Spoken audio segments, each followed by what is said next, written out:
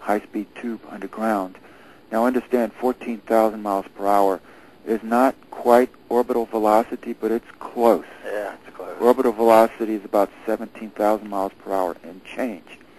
But already back in the 1940s, we had one of the most prominent names in American science and engineering being given a United States patent for this. So I don't rule out that already back in the 1940s, based on the pioneering work of Alfred Eli Beach back in the 1860s, and then the work of Hermann Kemper in the 1930s in Germany, and 1940s also during the war, and then the design work of Robert Goddard in the 1940s, I don't rule out at all that the construction of very high-speed underground maglev shuttle trains could have started 60 years ago, Joe, for all that I know. Well, you know, Rich, it's interesting you say that, because I'm sure in somewhere in the United States there's a couple of them. I mean, there's rumors that say they run coast to coast, and you know, how much stock you can put in those, I have no idea. It's possible. It is possible, but I do know for it to go coast to coast, you're going to have to go fairly deep, because you do have to cross under the Mississippi River, and then you have to cross a couple of fault lines. Well, Joe, they'd be down thousands of feet. Yeah, that's what I was thinking. They would be down deep enough that most of this wouldn't matter. And a friend of mine had brought it to my attention that we had high heat resistance materials as early as 1920.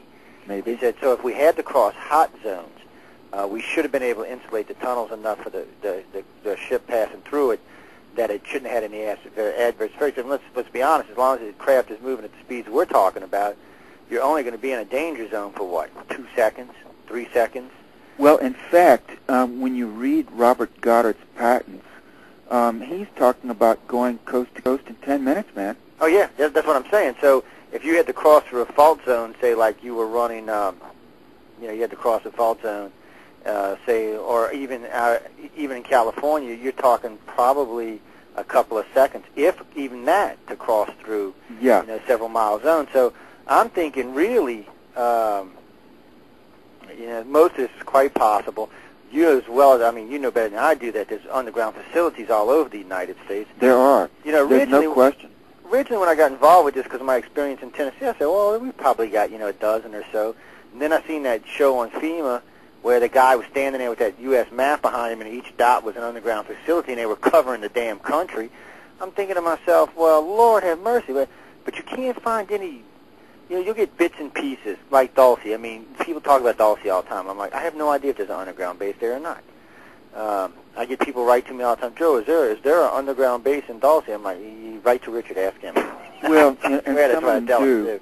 We could talk about Dulce just a minute since you brought it up, and so many people do have questions about Dulce. I believe the Dulce stories, in large measure, are disinformation. With respect to the little town of Dulce itself in northern New Mexico. Now, let me qualify that remark. New Mexico itself is certainly the site of multiple underground installations, bases, and facilities. There's no question. The federal government, the United States military, both the Air Force and the Army, have a major presence in New Mexico. Yep. The Department of Energy has a major presence in New Mexico. And there are other agencies, the Interior Department, the Department of Agriculture. So many agencies, the BLM and so forth, have a major presence in New Mexico. So if the federal government wants to move large amounts of money in and out of New Mexico through any kind of shell, corporate or governmental structure that it wants, it can do that by the billions. And if it wants to move personnel in and out of New Mexico for many different federal agencies, under any pretext or none, it can do that. If it wants to move all kinds of heavy equipment in and out of New Mexico for a variety of reasons, it can do that, whether we're talking about military or civilian agencies. What I'm saying is that it's easy for the feds to do almost anything in New Mexico under the guise of working for one or more of a number of federal agencies and not arouse undue suspicion. And I suspect that's happened more than once, as a matter of fact. So I can say that to begin with. And then secondly, my research suggests to me that northern New Mexico is certainly a place where we could expect secret underground facilities, and likely multiple secret underground facilities, because it's mountainous terrain. A lot of it is isolated and very rural with a low population base. And these are all factors that are inviting to federal agencies that want to make secret underground facilities. They like that kind of geology. They like the fact that there are very few people around to see what they're doing or to ask questions.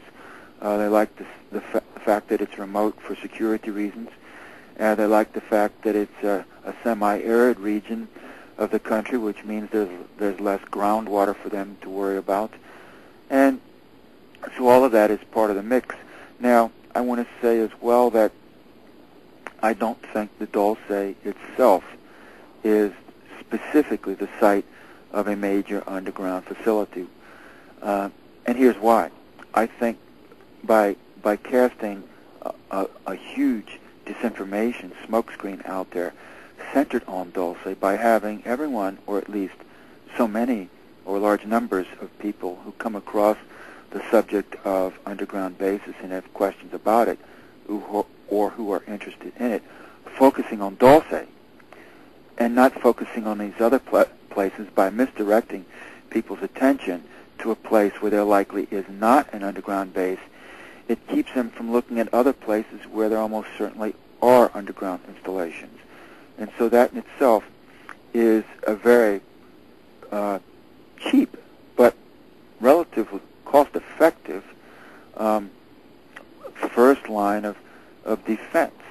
If people are looking where the underground bases are not, that means that the secret underground agenda has that much less direct public scrutiny. And that's the way I interpret the Dulce story. Now, Joe, having said that, I do believe that many of the things that are said about Dulce may be true, albeit about a different place or about a suite of different underground installations, one of which would certainly be centered on the nearby